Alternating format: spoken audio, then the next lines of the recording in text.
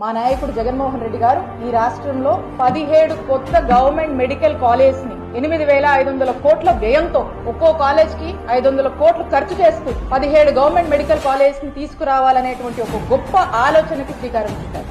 దీన్ని 3 ఫేజెస్ కింద మనం డివైడ్ చేసుకుంటాం. సో ఫస్ట్ ఫేజ్ వచ్చేసి విజయనగరం, రాజమండ్రి, మచిలీపట్నం, ఏలూరు, నంద్యాల. ఫేజ్ 2 మేము అనుకున్నటువంటి ఆదోని, పాడేరు, పులివెందుల, మార్కాపురం, మదనపల్లి. మరి ఈ కాలేజ్ విషయానికి వస్తే ఇది ఈ సంవత్సరం ప్రారంభం కావాల్సినటువంటి కాలేజ్. దీని యొక్క కన్స్ట్రక్షన్ కూడా ఈ ఫొటోస్ అన్ని కూడా మీకు చూపించేది ఈ సంవత్సరం జనవరి నెలలో. ఇవి అప్పటి స్టేటస్.